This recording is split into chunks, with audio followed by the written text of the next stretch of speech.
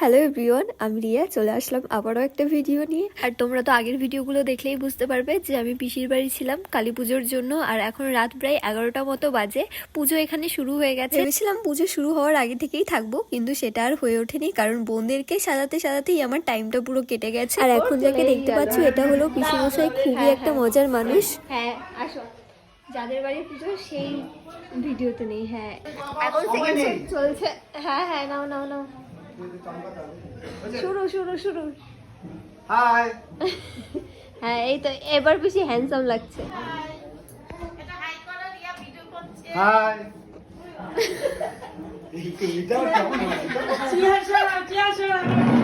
আর এখন প্রায় রাত 12টা মতো বাজে, আর আমরা খাওয়া দাওয়া করে সেই পুচকে বোনদের সাথে গল্প করছিলাম।